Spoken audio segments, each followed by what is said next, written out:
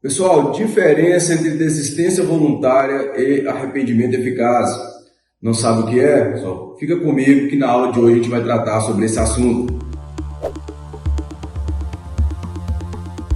Bem, para que possamos falar sobre desistência voluntária e arrependimento eficaz, é necessário falar sobre o intercrimes. Afinal de contas, esses dois institutos estão inseridos dentro do caminho que o crime percorre até chegar à sua fase de consumação. Então, a princípio, o intercrimes ele começa com a cogitação. Ali ele passa os atos preparatórios, os atos de execução e, por fim, a consumação. Há alguns doutrinadores que ainda incluem o exaurimento dentro do intercrimes, mas isso aí é só alguns doutrinadores, não são todos que fazem essa inclusão. Bem, vamos lá. A cogitação não é punida no direito penal. O legislador entendeu que não é viável punir alguém por aquilo que ele pensa. Okay? Da mesma forma, a princípio, o ato preparatório também não é punido no direito penal. Olha, por quê? Porque ela é só uma fase que antecede ao início da execução de um delito. Eu falo a priori porque o legislador ele escolheu alguns delitos para punir de forma autônoma o próprio ato preparatório, como é o caso da associação criminosa, da organização criminosa, da constituição de milícia. Todos esses delitos são um ato preparatório para a execução de outros crimes, mas o legislador ele escolheu puni-lo de forma autônoma.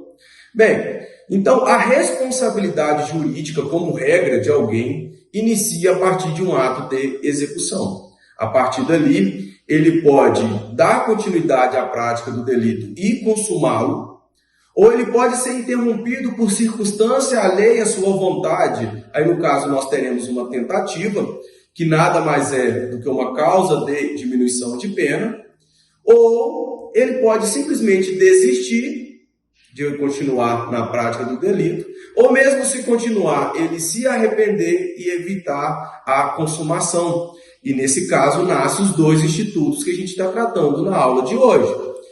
Ambos estão definidos no artigo 15 do Código Penal, que diz o seguinte: o agente que voluntariamente desiste de prosseguir na execução ou impede que o resultado se produza, só responde pelos atos já praticados.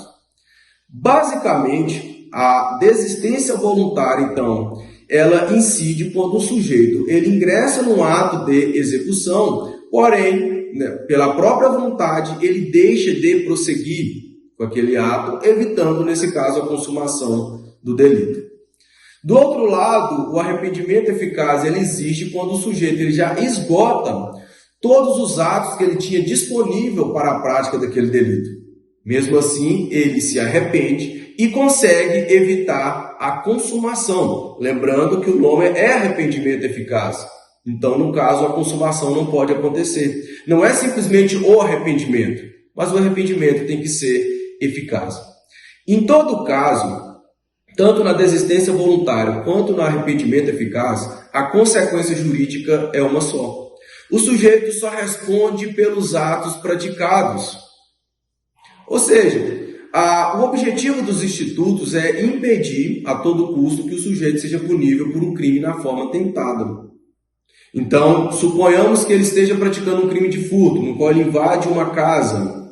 No caso que ele se arrepende ou ele desiste voluntariamente, ele só responde pelos atos praticados, que no caso seria uma violação de domicílio.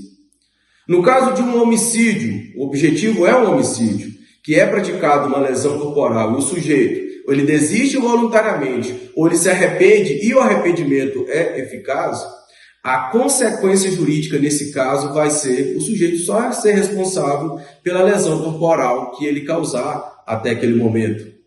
Num crime de roubo, o sujeito que usa da grave ameaça e anuncia um roubo, e nesse caso ele desiste de prosseguir na prática criminosa, ele só responde pela ameaça. Esses são exemplos das consequências jurídicas que podem existir, tanto do arrependimento eficaz, quanto da desistência voluntária. Portanto, basicamente, a diferença que há entre os dois é só quanto ao momento dentro dos atos executórios que vai incidir um ou outro.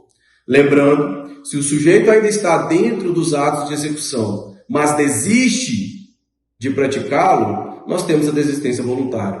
Se o sujeito, estando dentro dos atos de execução, ele esgota todos os meios que ele tinha para conseguir a consumação, se arrepende e evita a sua consumação, nós temos o arrependimento eficaz.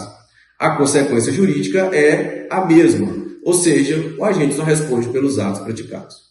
Pessoal, essa foi a nossa aula de hoje, o nosso vídeo. Espero que vocês tenham gostado. Se gostou, galera, compartilha, curte o vídeo e me acompanhe nas redes sociais para as próximas publicações.